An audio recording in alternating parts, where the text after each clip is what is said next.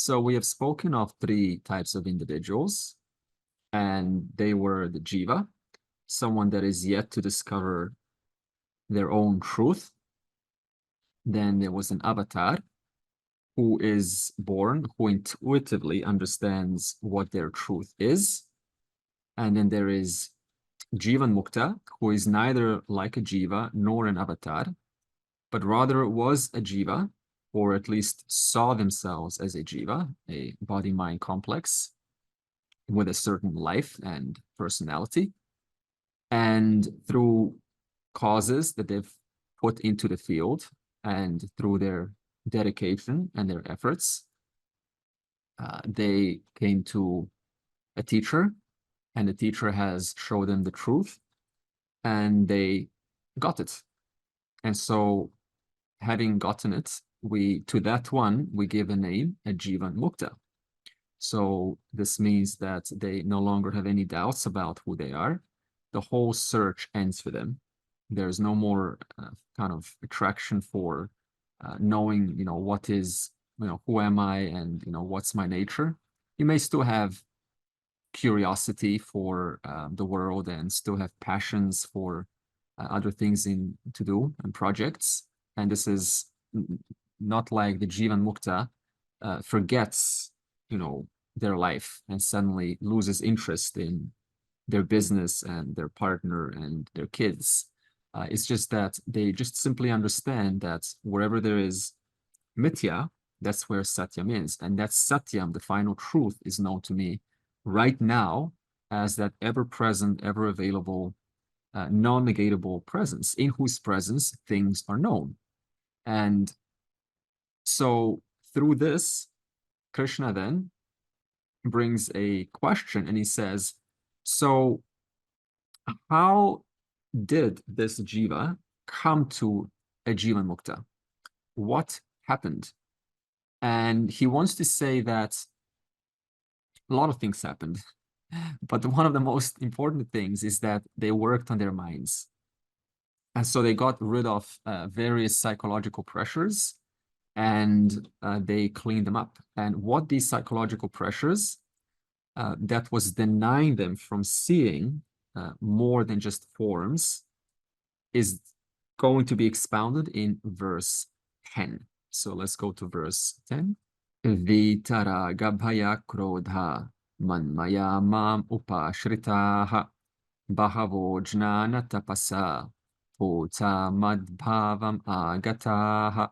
Free from craving, fear, and anger, totally resolved in me, taking refuge in me, purified by the discipline of knowledge, many have come back to my nature. The line, purified by discipline of knowledge, many have come back to my nature. So who are these many? These many are like you and I. And it means that there were many ordinary people who saw themselves as I said, a body-mind complex, who through persistence and dedication have had quantum jumps. And we all relate to what a quantum jump is in your life. Something happens, random or seemingly random, but you kind of enjoy this next stage of evolution in your growth, and you feel that it's very palpable and concrete.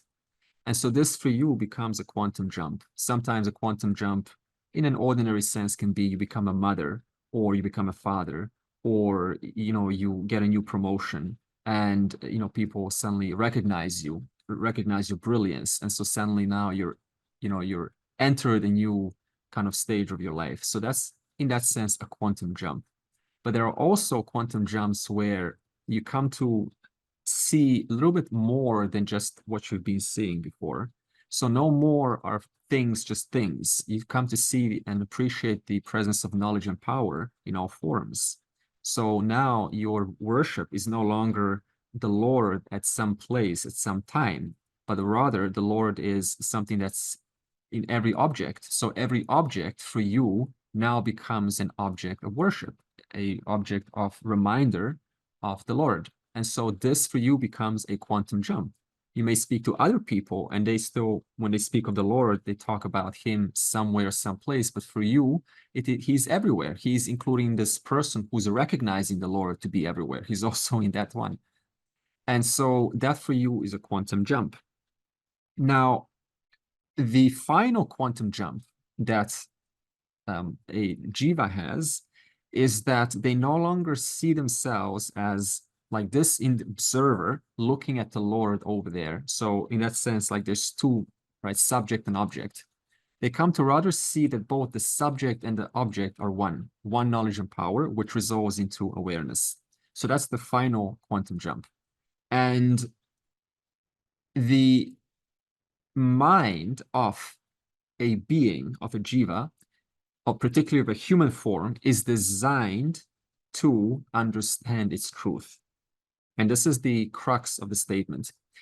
Every organ in your body, for example, like a tongue, do you have to improve the muscles of your tongue to taste? Do you have to do anything to your tongue for it to taste the food? No. But suppose that you put sweetness on your tongue, and somebody, the guru, says, what you're tasting is the sweetness. But you say, no, it's not sweet to me. To me, it's mixture of sweetness and salt.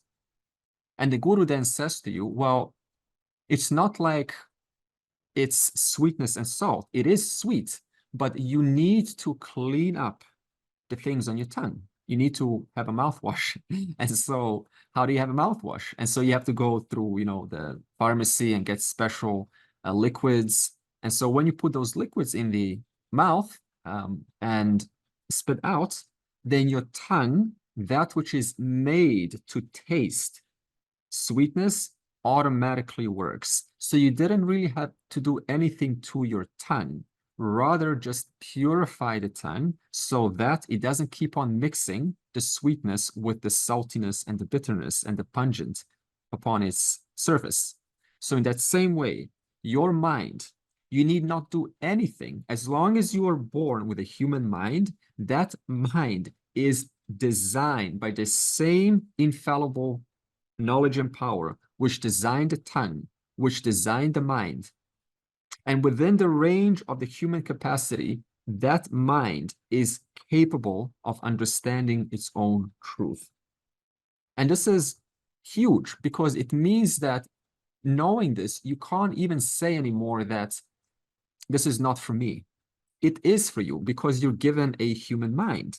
And so being given this mind, all I really need to do is have a certain kind of a brainwash, which is why we say that 95% of the work is cleaning up the mind. It is, karma yoga. It is looking at things in a, it's not just giving to somebody, but it's really just giving to, with an attitude of contribution. You're no longer sort of expecting sort of always an agenda behind every action, but rather you're understanding, this is what I want to give, the little that I can give, and may you benefit from it. May you, have, success from what I have to give you. So you change your attitude towards giving.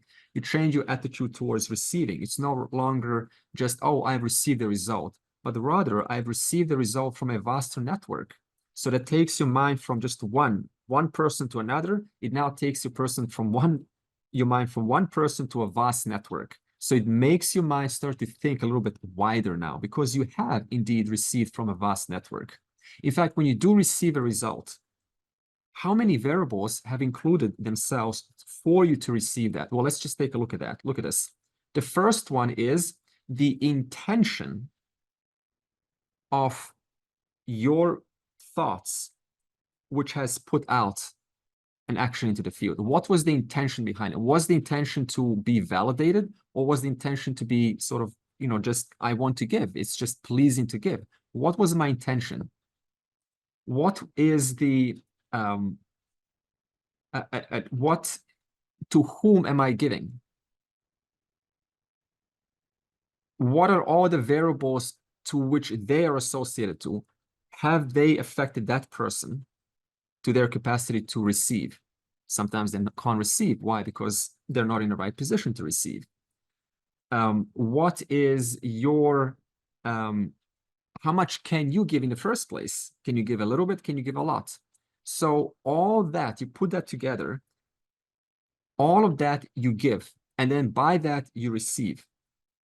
And also, how available are you to receive? Are you even in the right state of mind to recognize that you're being given, or someone's just sort of, kind of, oh, you don't have anything. Here's, let me give you something, kind of get a little bit offended. Hey, I've got everything I don't need from you. So what kind of state of mind are you in to receive? So all of that will determine how you receive. And so these things collectively allow you to slowly, kind of move from this small me into a larger we, from me to we.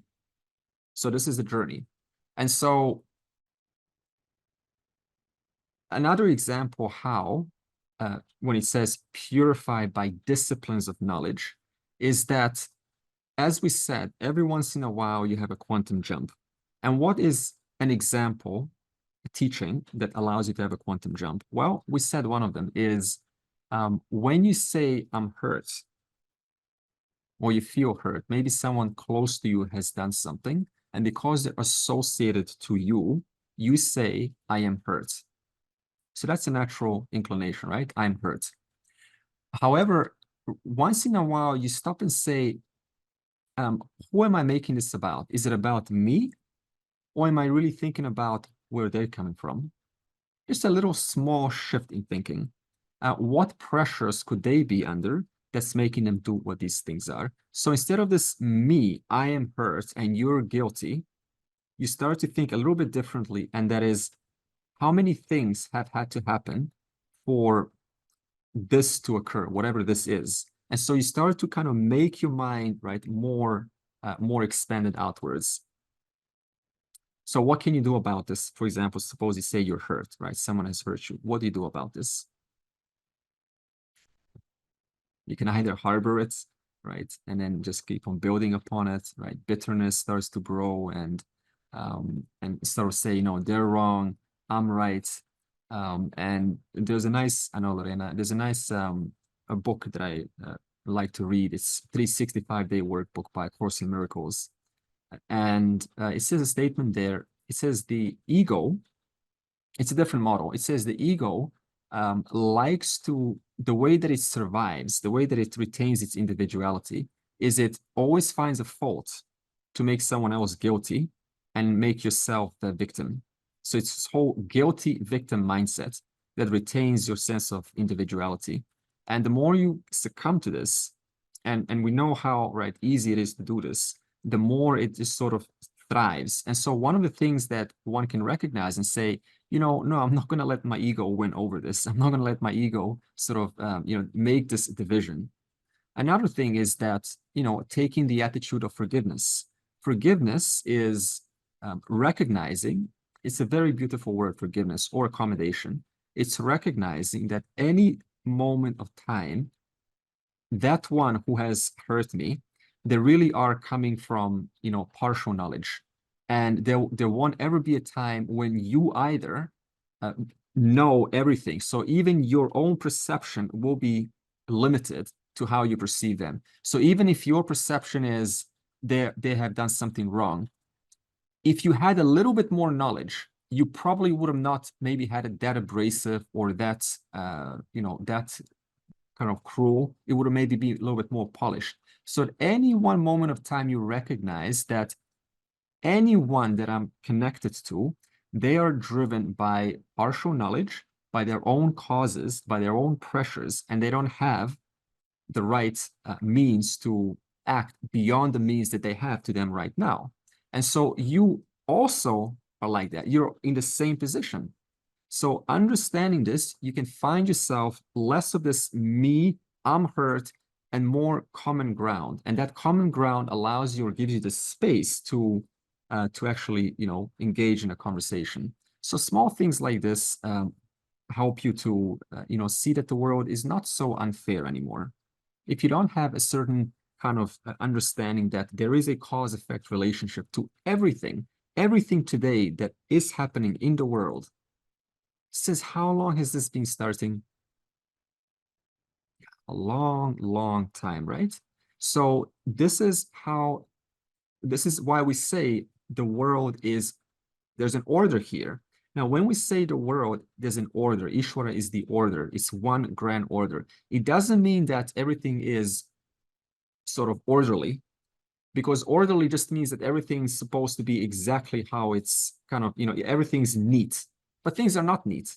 So when we say there's a grand order here, what we really just mean by that word order is there's a perfect cause-effect relationship between now and the moment before. In that sense, there is a perfect order in this world. So coming to see this, you start to maybe click on the news and you see, oh, there's another war happening. Oh, there's more kind of chaos. There's more immigration issues. There's more forest fires. There's more weather. There's climate change. There's, one more, whatever attack. So whatever these things are, instead of going into this, they're guilty and I'm the victim, your mind, where does it go? It starts to go on a larger order. It starts to see the intricate network that has been going on in an eternal span of time. And so it allows you to have the, a little bit gentler perspective and more understanding towards the world. And this can go a long way. It makes you, just a lot more composed, which is why Krishna keeps saying, you have a mind of equanimity. How are you going to have a mind of equanimity if I'm always opening my eyes and seeing everything as just bad, terrible in the world? Can you honestly have equanimity in that way? No. The only way you can have equanimity is if you pretend. No, things are perfect, it's all meant to happen. But the person has no idea what they're saying when they say always meant to happen. So now Vedanta says everything that is happening to you, to your life, to the people that you care about, and to those that you don't know, everything is connected like a perfectly well put together network. And everyone crosses, intersects somehow somebody else. Somehow you hear this because they heard about somebody else. And so you know them now, and they mention a keyword, and then you go, okay, now let me look that up. And then you look it up, and then you find somebody else. And so just imagine the people that you know now, what took place for you to be in this place with this knowledge at this time, having this body, having the interest that you have right now. Maybe it's too much even to contemplate, but if we could see, you probably see just a long line of infinite amount of things that took place. And based on that, here you are now. So now, knowing that, you say, okay, so the Jiva says, okay, knowing that, what will I do with my life? And then the Jiva says, okay, so I've seen the limitations of pursuing more worldly, entertainments and more kind of temporary pleasures. So let me look for a higher cause. And then the teacher says, well, the higher cause is you have to discover your own truth. But how do you do that? Then the teacher says, well, there are certain obstructions that are keeping you from recognizing your own truth. And what are they according to the verse? The first one is freedom from craving or binding desires. That's the first one. Fear and anger.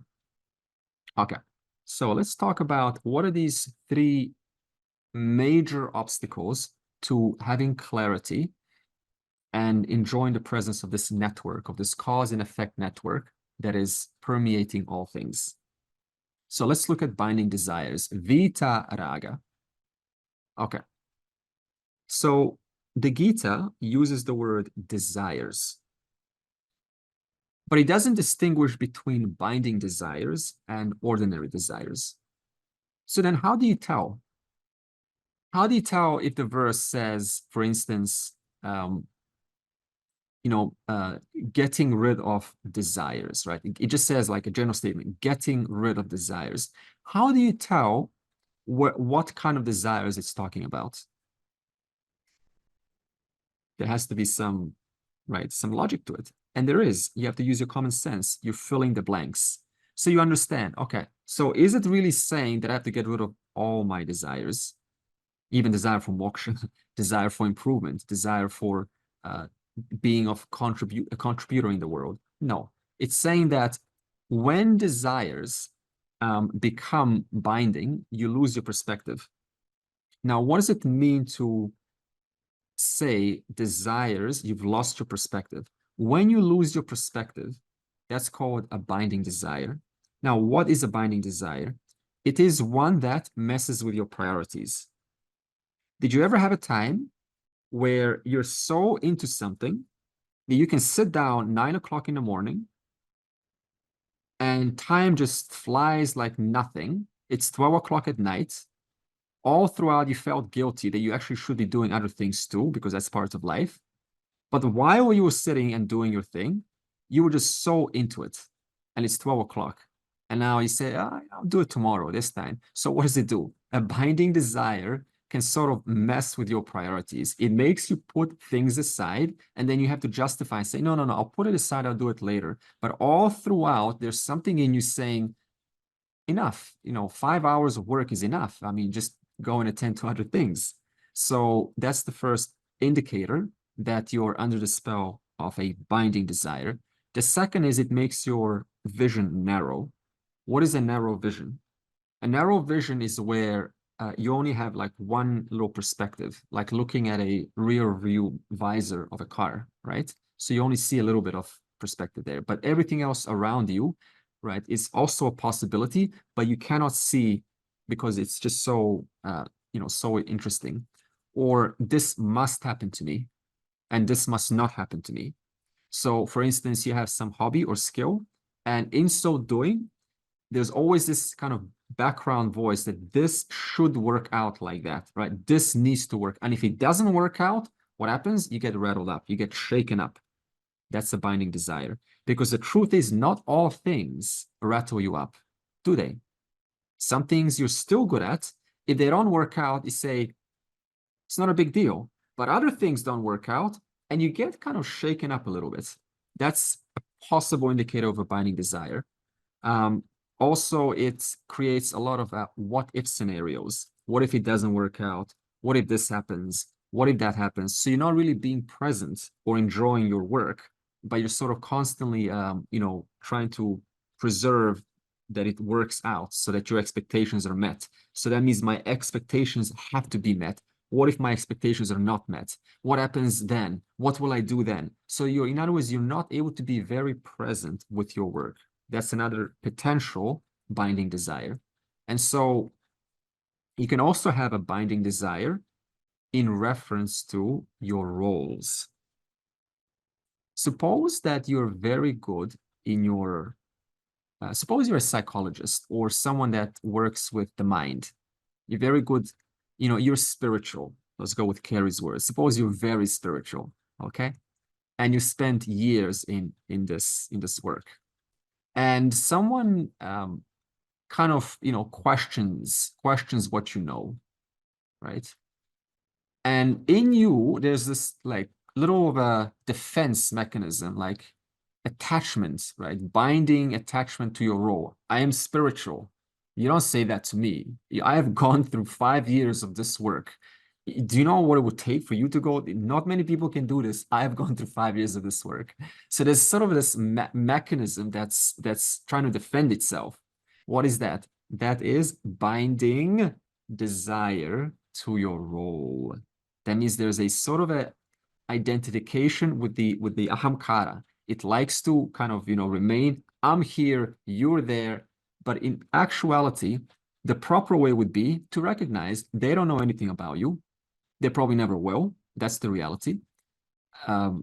People haven't even recognized Krishna as Krishna. They've recognized him as just another magician. So what to say about you and I? Okay, so if they cannot recognize Krishna or an avatar as having a special aura around them, what to say about the rest of us? So it's like this.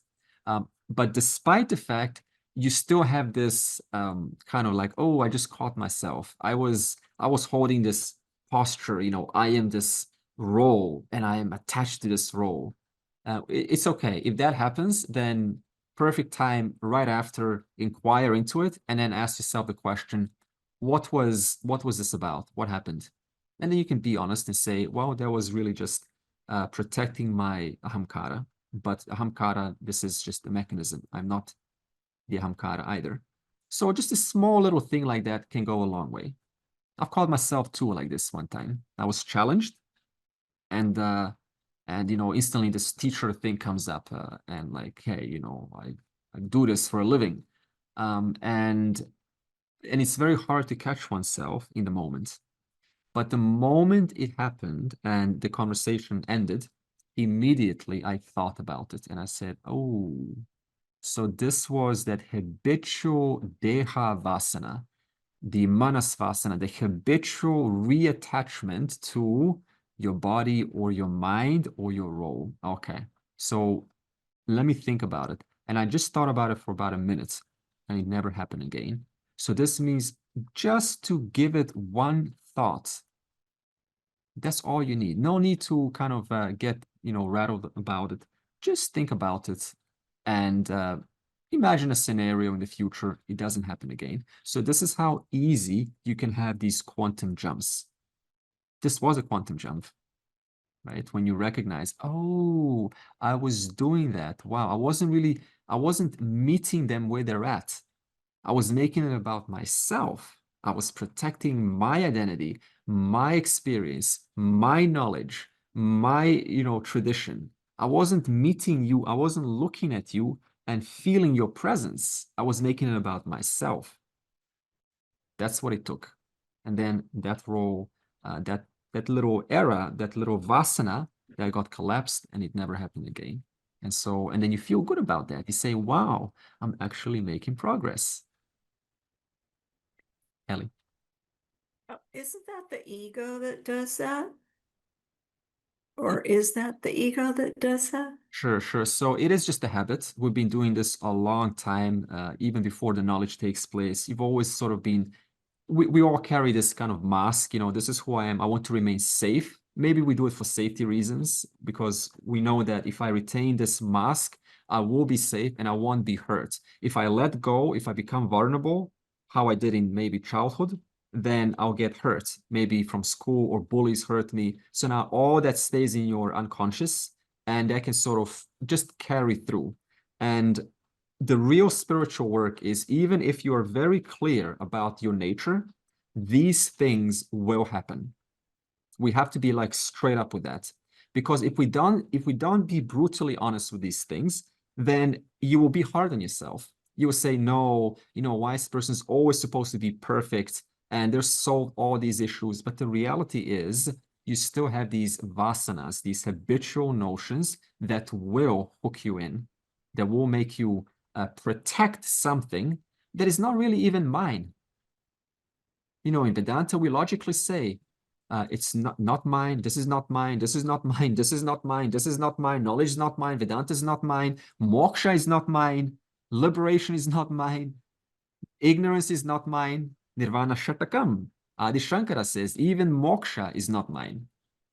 And yet, we make these things mine every once in a while. So we spend time to say, okay, what am I still making mine here? Let me look around the house. I tell you, this is a very nice practice, a spiritual practice. Okay. So what we can do is we can just look around our house and just look at some objects and just get a feel what it's like to look at it and say, not mine, not mine, not mine. Just get a feel what that's like. Things that you really admire in your house, not mine, not mine. Look at your car, not mine.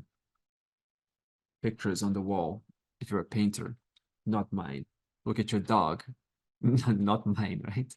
And you may be surprised what that's like. So, you know, giving yourself some time there. That's the spiritual work.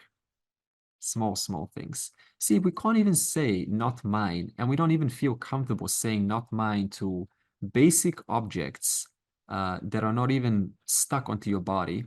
Then imagine, you know, right, what does this mean? You know, how much, you know, effort it takes to let go of the body one day, you know, because that's the ultimate mine thing that we all hold on to.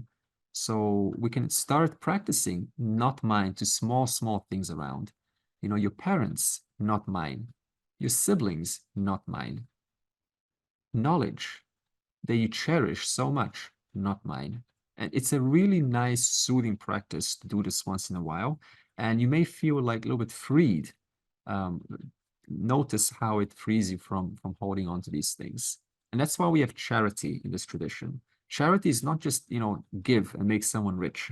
It's really for your own good. Because what do we hold on to dearly? We hold on to wealth. And so this charity allows you to let go of something that is so mine, my work, my labor, my sweat, and I'm going to make this mine. So these are all small, small practices that build you up to help this ego, this ahamkara that likes to own things. This is mine and nobody else's. This has to be shaken up. And this is how we can do that. Now, there are two kinds of binding desires. And the first one is I want to get it at any cost. There was an example once given to me by my teacher where there was a married couple and the woman really liked the man.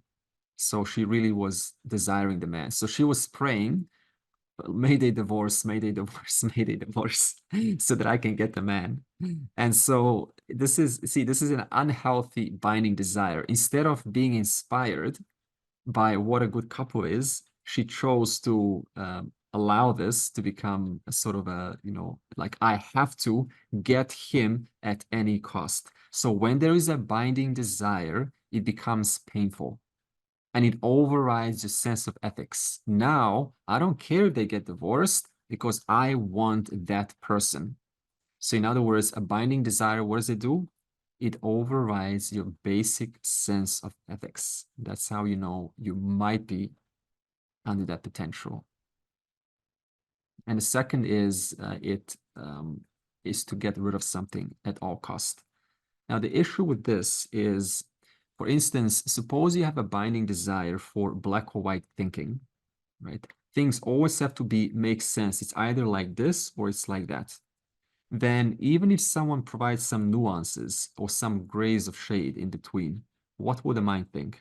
No, no, no. I have a binding desire for it's either going to be simple, it's either going to be like this or like that. If you give me something in between, I'm walking out.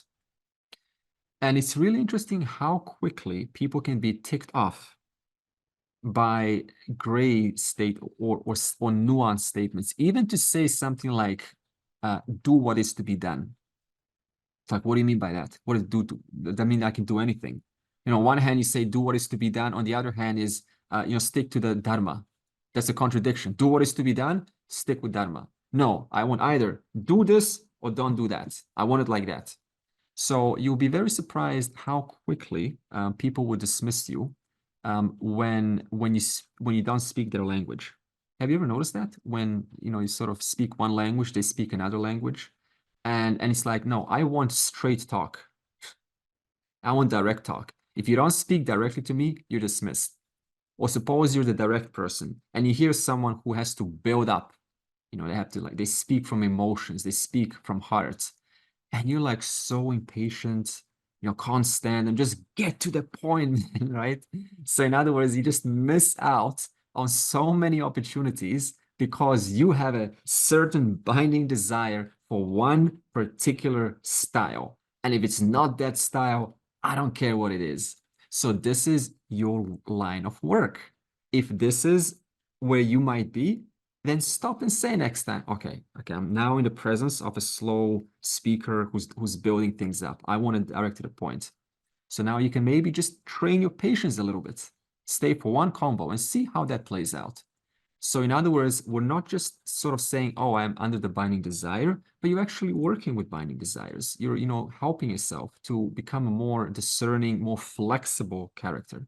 Now, what's the relationship between desires or binding desires or desires in general and ignorance? The ignorance is of what the thing that you desire can actually achieve for you. Okay, good. So would you say that ignorance is fueling a kind of desire that you have? Yes, yes. So this means that if I have certain ignorance about the right way to, look at things, for example, objectively, then I will look at, for example, things non-objectively, because I don't have the right knowledge how to look at things. So have you ever noticed how you can have very smart people, but they're into flat earth theory and very weird, strange ideas? Have you ever noticed that? But if you go into their convention centers, they will be providing you perfect logics, perfect rationale. But then you're thinking, how can this be? On one hand, you're very smart and the way that you think, but your belief is just off. The reason for this is because what the binding desire does is it makes your vision very narrow. So you're unable to see around. But why are you unable to see around? Because of ignorance of other things. So what does this mean? Desire reinforces ignorance, and ignorance fuels your desire. So this means as long as there is ignorance or not knowing about many things, that's going to dictate what desires you pursue. And what desires you pursue, they become bodyguards of your ignorance. Because if you're only pursuing desires for A, B, C, you're not pursuing desires for X, Y, Z. So this means that desire becomes a protector of ignorance, and ignorance fuels the kind of desires that you have. So what does this then mean practically? It means the more you get educated, the more you expose yourself to different views, the more you're able to kind of shake up that narrow-minded desire for one particular thing. The second is fear. There are two kinds of fears. The first is biological. Biological fear protects us from, from damage. So it's a self-preservation mechanism. The second fear, now psychological fear is, okay, what is the difference between biological fear and psychological fear? You tell me. I would say biological is more instinctive, that we have to protect this vessel, from hunter-gatherer phase of going into the forest and not being eaten by a bear. And then psychological could be not real, it's a perception. So it's something that we are imagining based on everything that has ever happened to us. So it's not natural or real. Excellent. So you're imagining, you're catastrophizing future, maybe coloring in the future, bringing in the past from past, unfortunate events, and then they're coloring in the present. I wonder whether the biological fears are to protect the physical body, and then the psychological fears are more about protecting the subtle body. Okay. That's a new way of looking at it. Okay, I'll keep that in mind. Yeah, it's also along the same lines. So psychological is more, if we relate it to previous lessons like pratibhasika, and physical would be like vyavaharika. I would say that psychological is kind of like what Jaimini said, and that is catastrophizing or imagining worst case scenarios. So there's no real reason, right, for something to happen, but owing to various pressures and investments, maybe you are kind of, fearful of being abandoned. So now when someone shows some forms of walking away, that gets triggered in you. So you feel that psychological fear, or it stops you from pursuing other means because there's this fear, what's going to happen? So that means I have to stay, otherwise I'll, my well-being is going to be affected. So I have to stay in one place. I don't want to be abandoned. So there are kind of these more personal, right, psychological based things that are unresolved, or you're just sort of coloring the past or the future. You think that things are not going to work out very well. So it becomes very stifling, and it restricts you from really acting out your full potential. And this can happen for many people. They say, I'm going to be a failure. Therefore, I'm not going to, pursue my dreams. Other people are going to judge me what will family say if I'm seen as spiritual? What will happen if I go my own way, and I admit to them that I'm not following their religion or their practice anymore? What will happen if my spouse finds out that I'm suddenly I want to be celibate, right?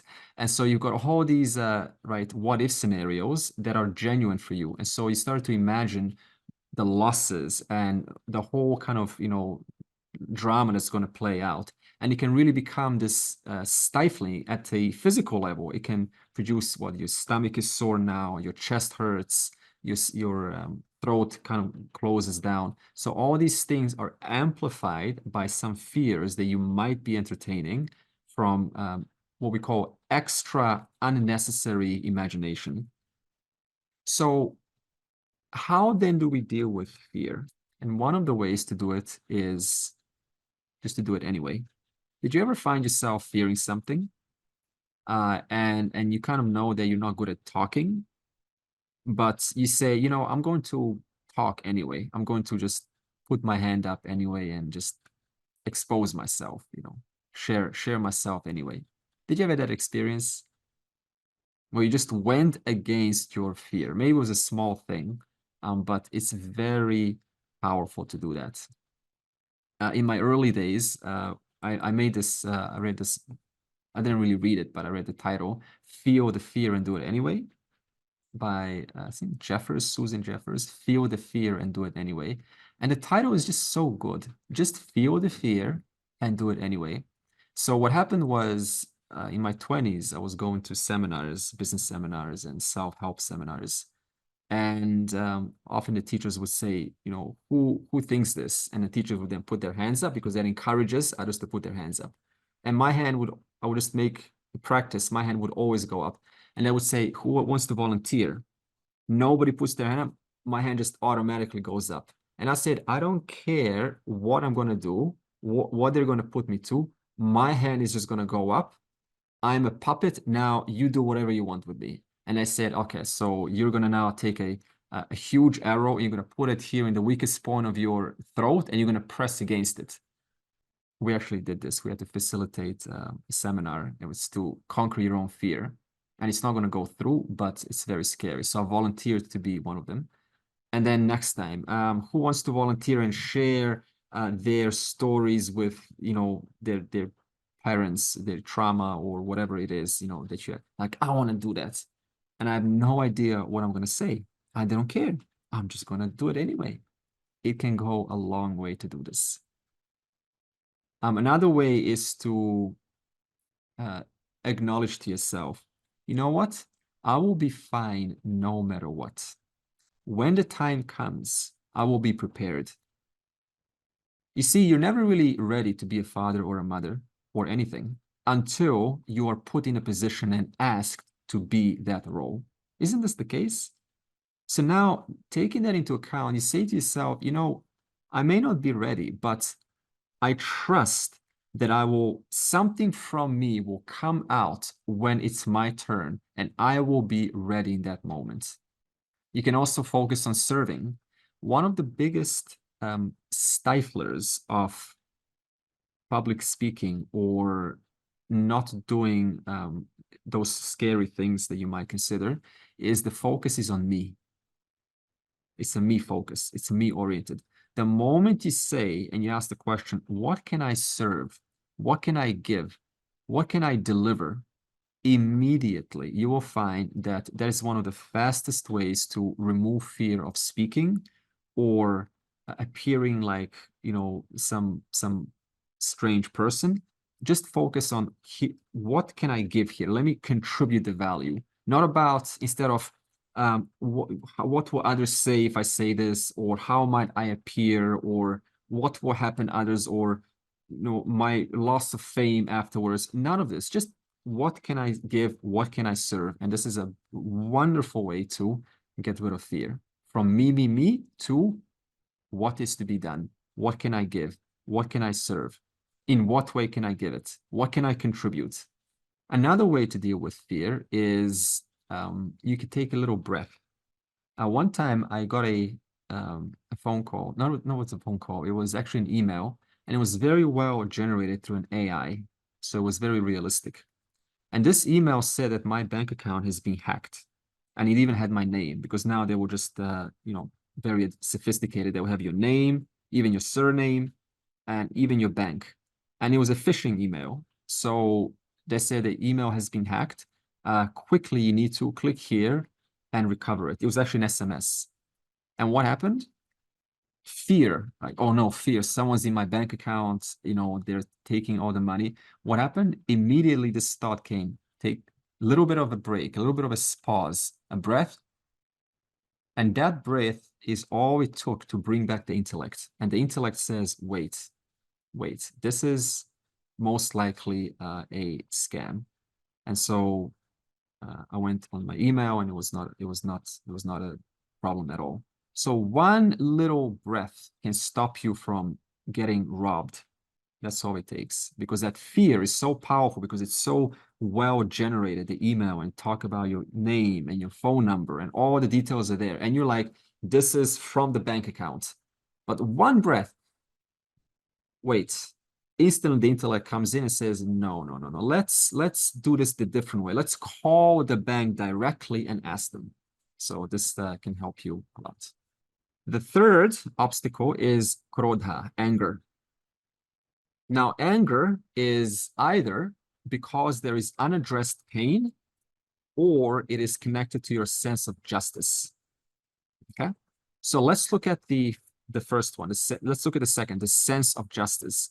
Suppose someone in your family, this is very hard to deal with, I know. They're doing something that is wrong, right? And what are you going to do? You're going to feel you might feel a certain kind of anger, right? Because you know what you're doing is wrong. It's not right. So now, can you say to that person or to yourself, don't be angry? No. So this whole advice of don't be angry, this is dangerous, because we said anger, the right kind of anger, is connected to two things. Your sense of justice. See, when you feel or see someone doing something wrong, you might feel angry, and it's okay to do that. So there's no need to say, oh, I shouldn't be like this. This is not what a person of my caliber does. This is wrong. So so there's a certain kind of honesty expressing that anger. Why? Because it's connected to what I'm seeing is not right. And I happen to be connected to you, and thus I'm going to say something. So now what happens sometimes is, there's a little program says, no, don't be angry, be gentle, lead them. But the question is this how you are really feeling? So how you're feeling is angry, but what the societal program is saying, no, just be mellow, be tender. So now if you go against your anger and you be mellow and tender, what you're saying is how you feel in that moment, that natural Ishvara Srishti program of anger, you're canceling that out and you're training your system not to be connected to that. Therefore, even anger has a place. That's connected to a sense of justice. The second is it's connected to unaddressed pain.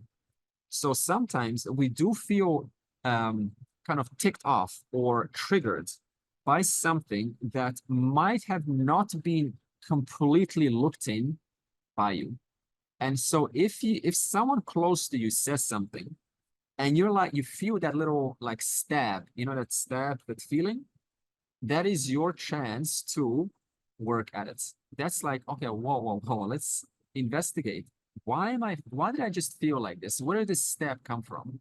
And the closer you investigate it, from the time that stab, that little prick happens, the fresher and the more efficacious the results are. So the moment it happens, that's your perfect opportunity to relook at it in a slightly different manner.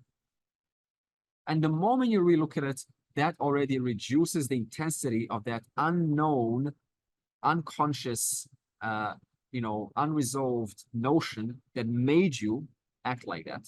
So that's the second one, unaddressed pain and anger. Okay, suppose someone is in your family or close to you doing something that is adharmic. What do you do about this? Try to offer some wider implications of their actions and how it could be affecting other people, but in a non-aggressive way, just offering an alternative viewpoint. Okay. Because we're all acting from one viewpoint, as you said earlier. Yeah. And that gives us that narrowness of thought. So we're either doing it from an intention where I'm going to gain something, which may not benefit other people around. So you sort of try to offer another viewpoint, which could alter the way that they react to things, maybe improve it slightly. And even though having done that, there's still no guarantee they will follow through. There are two ways of sorting out this problem. One is to follow the direct approach and other is the indirect approach. The direct approach is come face to face with him and tell him this is what is wrong, this should not be done, and mend your ways. The indirect approach is don't take him on directly. There may be someone who's closer to him, maybe his wife, his sister, his brother, his daughter, or some relative who's close to him or a friend. You tell him that this is what has happened and he should advise him to change his ways. So these two methods could work. I would go along the lines of what Lorena was saying, and I would say, and before even offering another perspective, I think that no one ever wakes up thinking, I'm going to do something bad. No, everyone, all of us, what we think we're doing the best that we can, and we feel justified in what we're doing. So if we can sometimes just offer an understanding or empathy towards that person, help me understand why you feel that way or why you think that way, then they're going to feel seen and heard, which is what ultimately, on a psychological level, if we haven't seen the truth, that's what we're trying to do in life. So I think when someone feels seen and heard, then they're more open to considering another perspective. Okay. Now, suppose they were seen and heard and they still continue to do the adharma. This is also possible. In this case, you can pray for them because sometimes there's absolutely nothing that you can do. The irrationality is just, is just beyond, you can't reach them anymore. So now you have to protect yourself. So one thing that you can do is start to pray for them, because at least that will give you the illusion of some control. You see, the reason why we're sometimes bothered by somebody else close to us doing something that's not appropriate is because you happen to have a connection to them. And it's just a human heart to feel that bond. But the fact is, you have asked them questions, you have asked them for their perspective. Why are you doing this? Could there be a different way? Have you considered the larger implications? You have been rational completely, and you really put all you even AI'd for different solutions, right? Now you genuinely understand, like, any rational person cannot get across to them, okay? Even someone else who has tried also hasn't got across to them. So now what do? Because you're still connected to this person, pray for them. Because this will in some way protect you. Who knows, maybe the prayer may help, but that's not the point. At least it's going to help you, to give you this kind of an idea that, hey, my prayer is working. Even if it's not working, at least it's giving you this comfort. So this is another thing that you can do.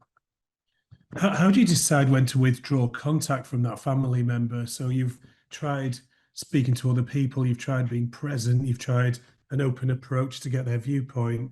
You've realized, at what point do you then withdraw contact in the short term, indefinitely or permanently? Because that's tricky, because there's so much impressions within you habitually because of childhood or whatever, then it's really hard to know when to pull back. Very good question. I think that's a challenging one. In my experience, I found when I'm getting too entangled in a situation, pull back, because at least that I'm protecting my own mind. So this means at all times, my mind will be available to think clearly. So if someone else has a way, how do you know when to pull back? I would say we should show our anger, show some kind of punishment which has to be delivered, something. Show your anger, show your displeasure. Yeah. So that he begins to realize, he or she, that whatever they are doing is not what is expected out of them. See, this is very good. It's also very tricky. So it brings this question of what does it mean, to be dharmic?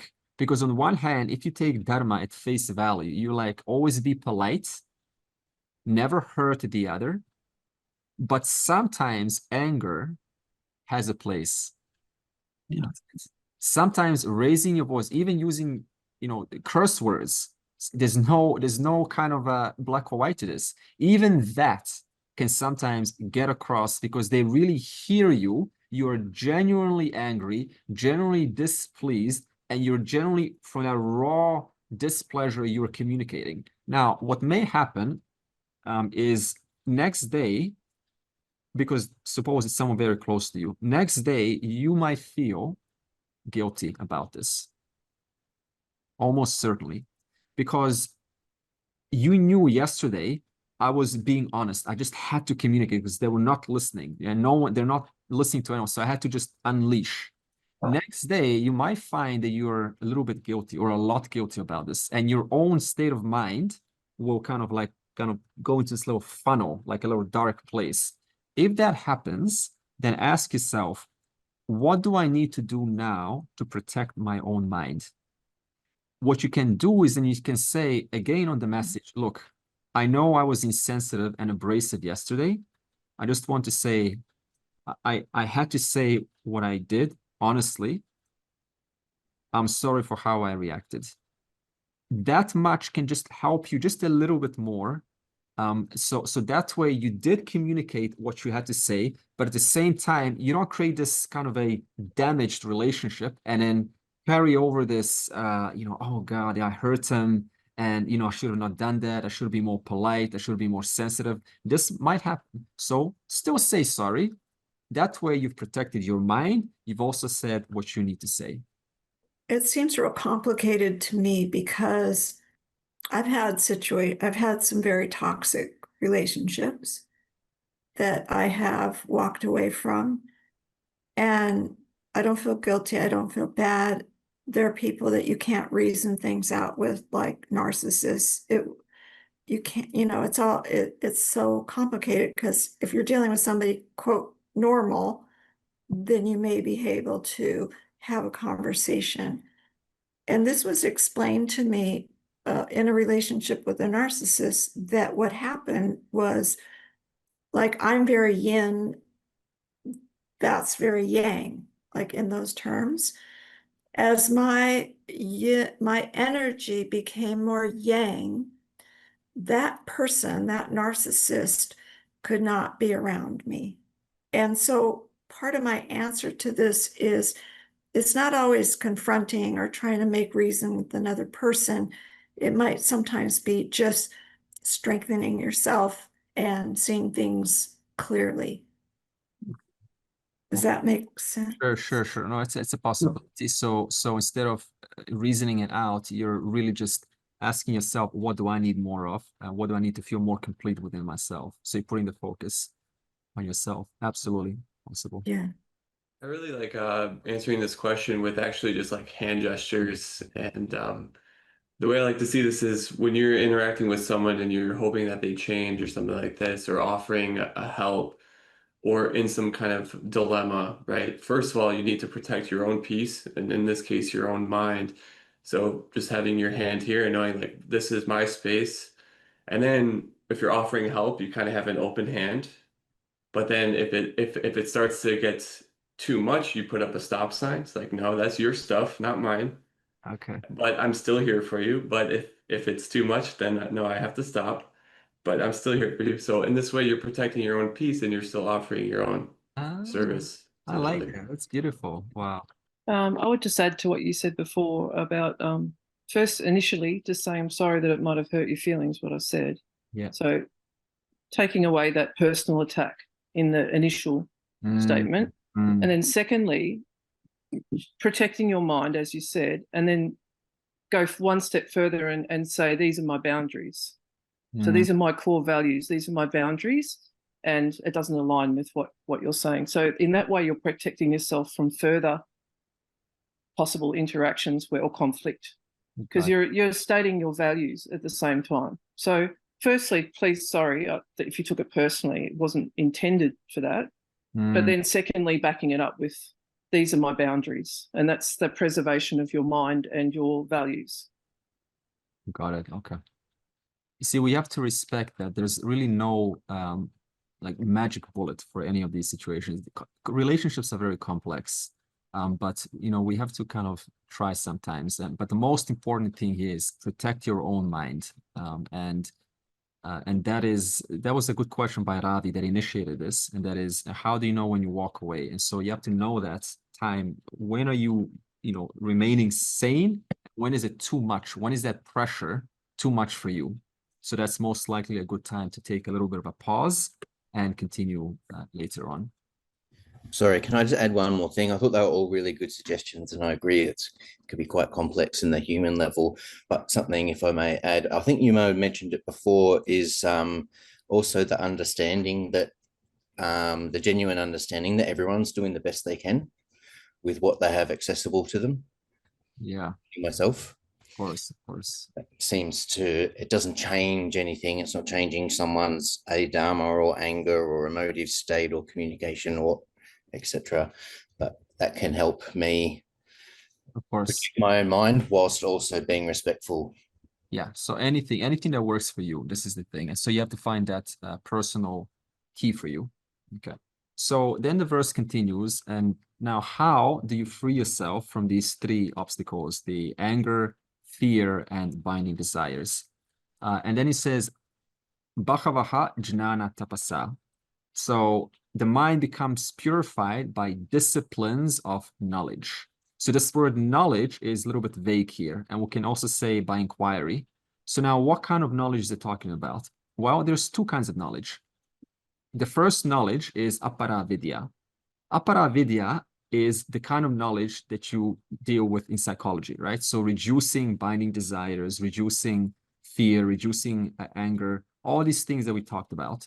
And how can we go about reducing these three if we give a formula?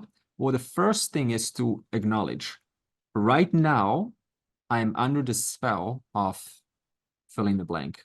Right now, I'm under the spell of anger or fear. Very important. Verbalize it to yourself. Ensure that it's very clear what is it that's going on in me right now. And when you acknowledge, then you get in touch with what's the cost of continuing to feel like this.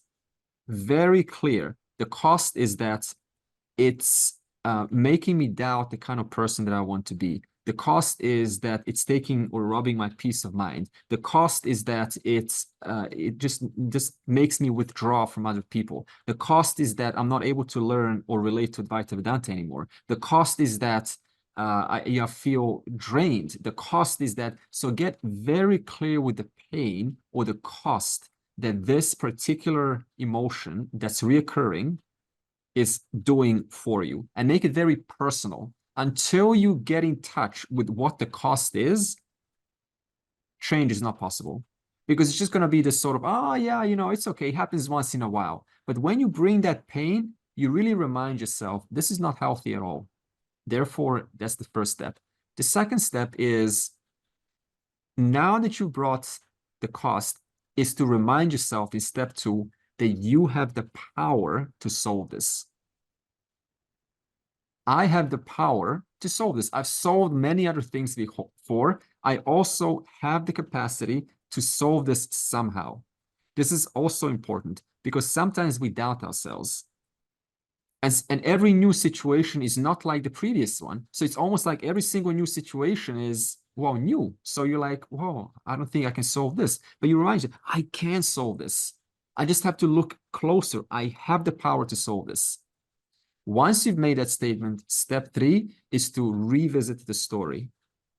Because every pain that comes in the form of anger or discomfort or dis-ease or fear or lack of connection, every one of those emotions comes with a story. And that story is your personal story. It has a certain tone, a little voice in the head, a little sensation in the chest or the heart or the stomach or the throat. It has a certain temperature to it, a warmth or a coldness. It is a certain kind of position. Maybe it's located in your head or somewhere or some pain. Get very clear with that. And while you're clear with that, retell the story so that when you tell the story, it removes a little bit of that, right, that heaviness from that emotion. So how do you retell the story? Whatever it is. If the story is, they hurt me, they were wrong and they hurt me, they should have done this, then you can say, I've also done similar things in the past. I didn't know. You can say, they're confused. They're generally confused. If they knew any better, they would have done something different. You can say, whatever your voice is, because what persists the same emotion again and again? It is your story. When a thought comes, emotion follows. Therefore, as long as something persists and it's at dis-ease, it's giving you heaviness, look closely into it. Number one, what is it? Number two, I have the power to solve this. Number three, tell the story differently. To hold bitterness is to attack myself. To hold grievances is to attack myself. Anything just to feel that heaviness fall off. When you feel that heaviness fall off, now you know you have done the work. You have slightly made a change. The last step is to recognize, I too was a participant in this dynamic. This is important. Otherwise, we take ourselves out and we become an analysis of the other people. You have to also attack yourself too. So I too played some part in this dynamic. I too, having been a participant, what is then in my control? It is my own state of mind. So now that my state of mind is ultimately my control, what do I do with that? I change the story and I look at things in a different way. And sometimes, if you are with another person, then we tell ourselves a self-defeating story. We say, you know, why should I change? They're not going to change. They're not going to change with me. So then why should I change? Don't let this happen. This is a trick. You change anyway. Because you cannot put your life, your God-given right to live, to transform, in the hands of someone else. If my husband doesn't change, I'm not going to change. You need to change anyway. That is your right in the world. That is actually what the whole Gita wants to tell you. Uplift yourself by yourself. Uplift yourself by yourself. Not by, oh, will you be uplifted together with me? Let's uplift together. This is a utopian dream most of the time.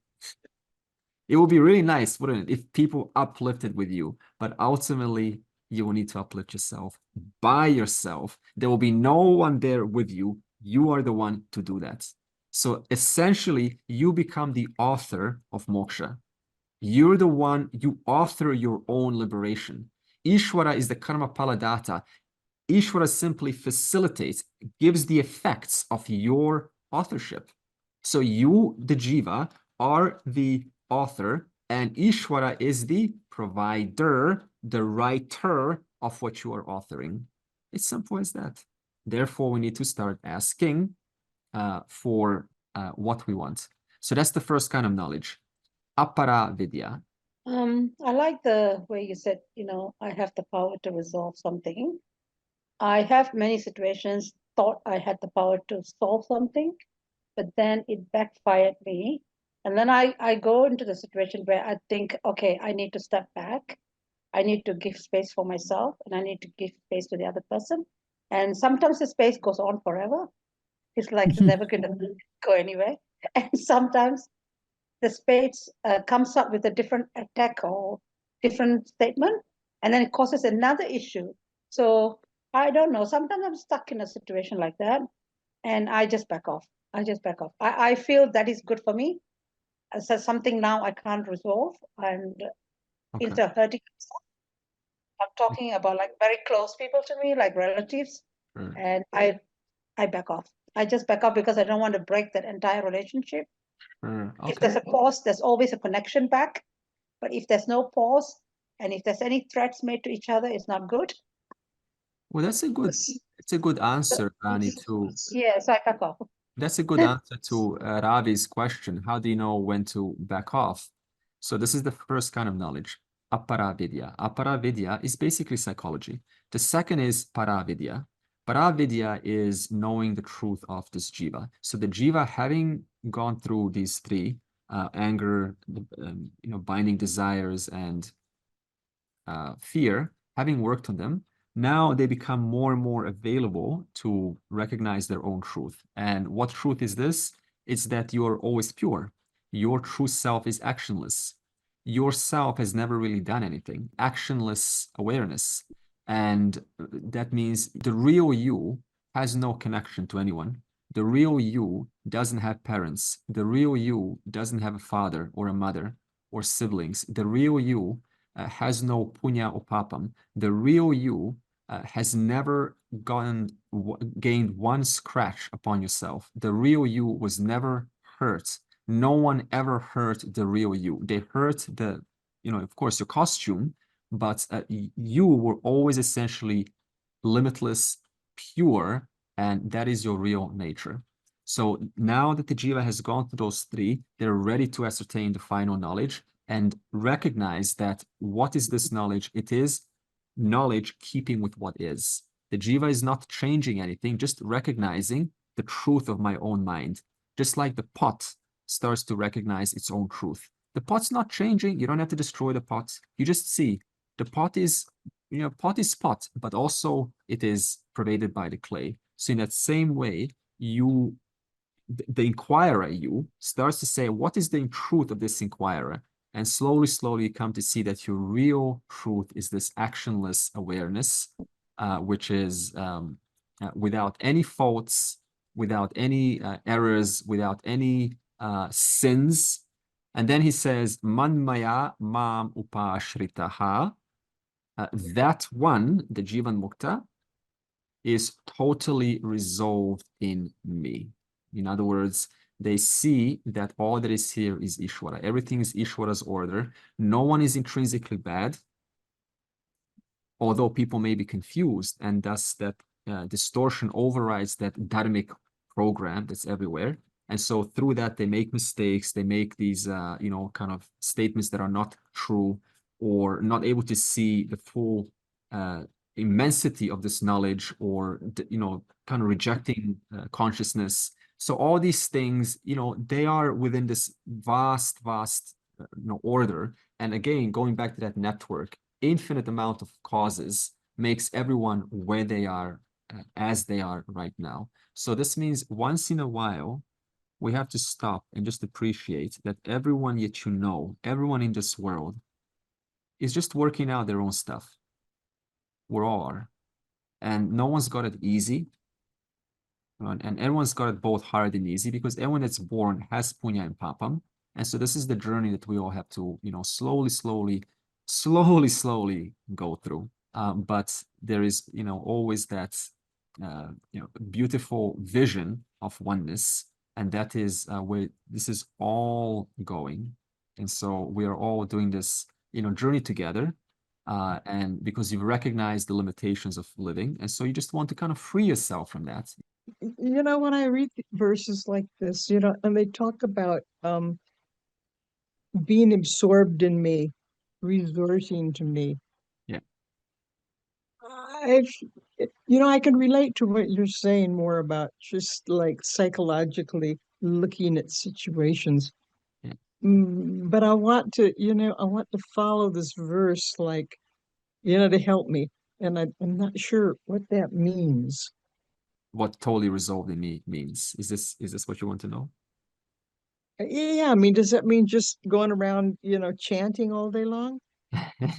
Maybe if that is your personality, you can do that too, because you're still resolved in me. So what you do doesn't affect the fact that all that is here is one. So you can do chanting, you can relax, continue. There's a nice phrase in Zen that says, before enlightenment, chopping wood; after enlightenment, chopping wood. So this is pretty much it. You continue exactly the same, but what is it that's absorbed your mind is absorbed in its own truth. Just like the pot. The pot is, in fact, you can't really say that the pot, is absorbed in the clay. That's technically wrong. So it's a kind of a language that the teacher has to unfold and say that when you say that the pot is, because to whom is the statement totally resolved in me? To whom is that statement being said? It's being said to the reader. So who is the reader? The reader is, right, the pot. But now the reader, the pot, goes through the, three obstructions, fear, anger, and desire. They resolve that stuff. And they realize, oh, I was always absorbed in myself because there's only one self here. There's only one substance. So this statement is a direct understanding of the truth that you are always one. There's no second here. So then how can one thing be absorbed in another? That's two things. So therefore, totally absorbed in me, ... as me. That's a little bit more clearer.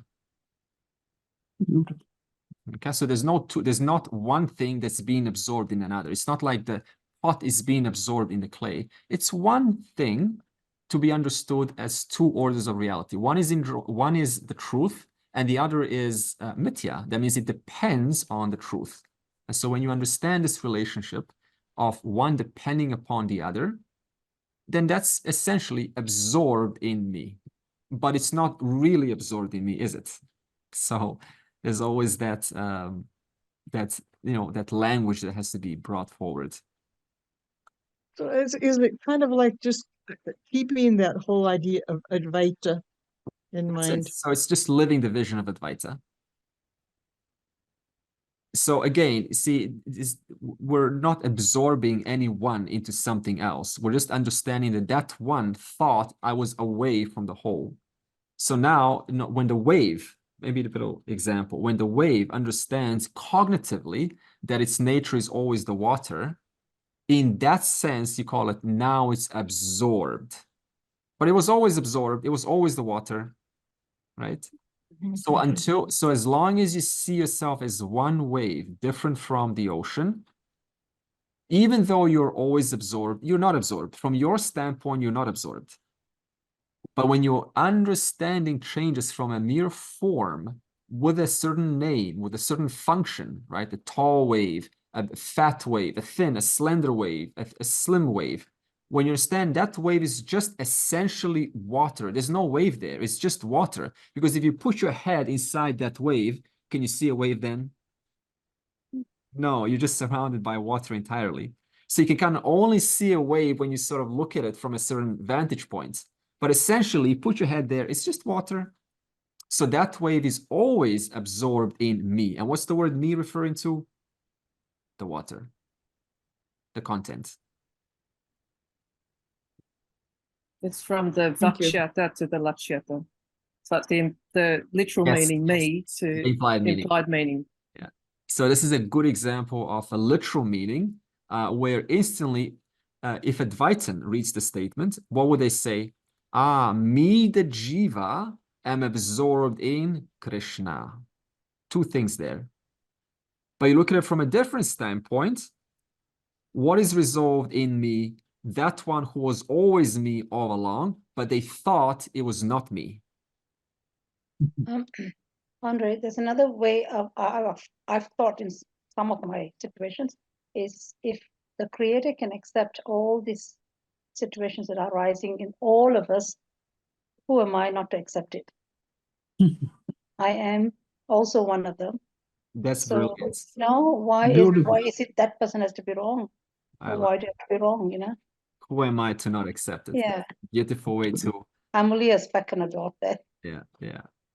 Purnamadav, Purnamidam, Purnat, Purnamudachyate, Purnasya, Purnamadaya, Purnam Eva Avashishyate. Om Shanti, Shanti, Shanti.